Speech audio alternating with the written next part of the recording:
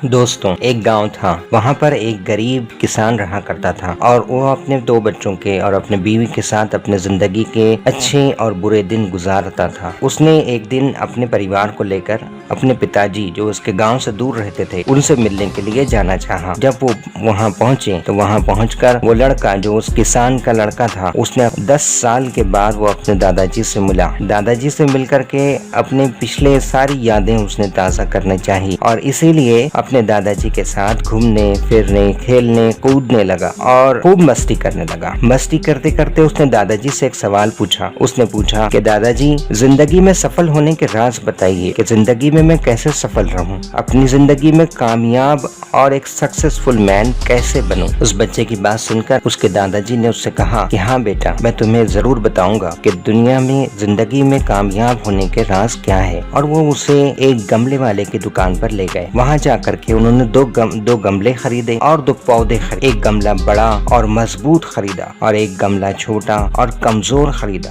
اور 2 برابر کے 2 پودے خریدے۔ وہ جو گملہ جو بڑا اور مضبوط تھا اس گملے کو اس کے دادا جی نے گھر کے آنگن کے اندر لگا دیا اور جو گملہ چھوٹا تھا اور کمزور تھا اس گملے کو اس کے دادا جی نے گھر کے باہر روڈ کے کنارے پر لگا دیا۔ پھر وہ اپنے پوتے سے پوچھتے ہیں کہ بتاؤ بیٹا، تمہیں کیا لگتا ہے کون سا پودا فیوچر میں اچھے سے اور بڑا گھنا دار ہو پائے گا؟ وہ بچے نے اپنے دادا جی کی طرف دیکھا اور ان سے کہا کہ دادا جی، یہ تو بہت آسان اور سرل بات ہے۔ جس پودے کو ہم نے اپنے گھر میں مضبوط کنڈے کے گملے کے اندر لگایا ہے وہ پودا زندگی میں آگے چل کر ضرور ایک بڑا گھنا دار اور سایہ دار درخت بنے گا، اور جس پودے کو ہم نے باہر کمزور گملے کے اندر سڑک کے کنارے لگایا ہے وہ پودا اپنے زندگی کے اندر کافی کچھ کٹھنائیاں اور مشکلوں سے گزرے گا، کیونکہ اسے کبھی سورج کی تیز دھوپ برداشت کرنی ہوگی، کبھی تیز آندھیوں کا سامنا کرنا ہوگا، تو کبھی جانوروں اس کے کچل کر چلے جائیں گے۔ اس سے یہ بالکل آسانی سے کہا جا سکتا ہے کہ جو گملہ گھر کے 4 دیواری کے اندر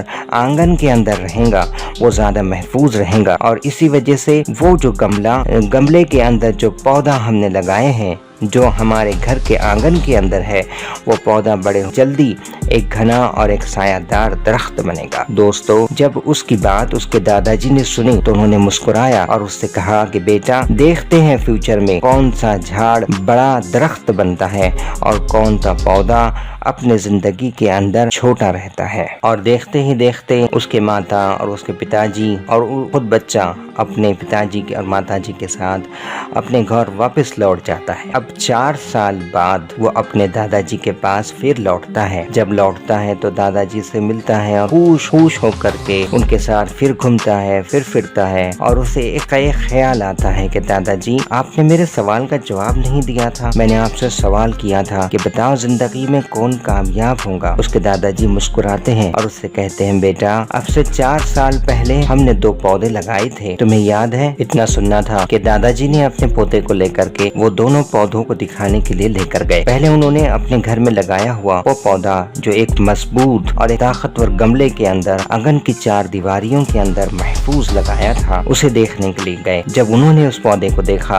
تو وہ پودا اپنے زندگی میں اچھا بڑا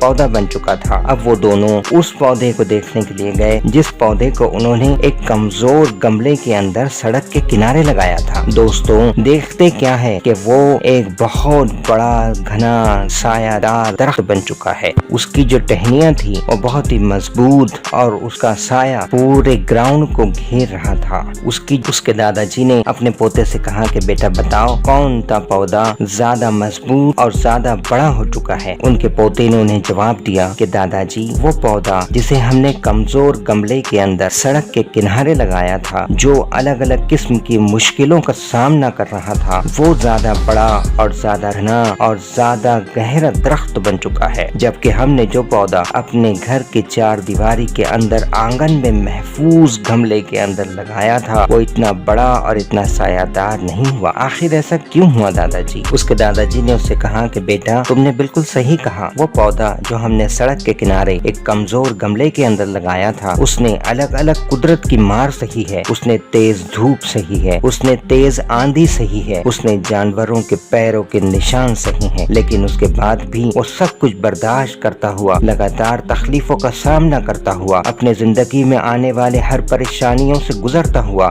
ایک بڑا اور ایک سایہ دار درخت بن گیا۔ اس کے بعد اس کے دادا جی نے اس سے کہا کہ بیٹا، زندگی کی یہی سچائی ہے کہ جتنا تم اپنے آپ کو تپاؤ گے، جتنا پریشانیوں سے، جتنا مشکلوں سے، جتنا کٹھنائیوں سے گزرو گے، اتنے ہی زیادہ مضبوط، اتنے ہی زیادہ عقل مند اور اتنے ہی زیادہ کامیاب ہو پاؤ گے، کیونکہ زندگی انسان کو ہر وقت آزماتی ہے دوستوں۔ اس لیے ہمیں چاہیے کہ ہم پریشانیوں کا سامنا ڈٹ کر کریں، کٹھنائیوں کا مقابلہ کریں، برے وقت کے ساتھ کھڑے رہیں اور اپنے زندگی میں سفلتا کی اور بڑھتے چلے جائیں۔ یہ سب سننے کے بعد اس لڑکے نے اس گھنے اور اس سایہ دار درخت کی طرف اپنے نظروں کیا اور اسے خوب نظر بھر کر دیکھنے لگا، اور اب اسے سمجھ آ چکا تھا کہ زندگی میں کامیاب ہونے کنجی زندگی میں آنے والی مشکلیں، پریشانیاں، کٹھنائیاں اور آفتوں سے گزرنا ہی ہے دوستوں۔ جب تک کہ ہمارے زندگی کے اندر پریشانی، مشکلیں، آفتیں، مصیبتیں نہ آئیں گی، ہم اپنی زندگی میں کامیاب نہیں ہو سکتے۔ اور وہ کسی نے کہا ہے نا کہ اگر آپ کے زندگی میں پریشانیاں، مشکلیں، مصیبتیں، آفتیں نہیں آ رہی ہیں تو اس کا مطلب یہ ہے دوستوں کہ آپ زندگی میں غلط ٹریک پر ہو۔ تو دوستوں، اگر آپ اس کہانی کو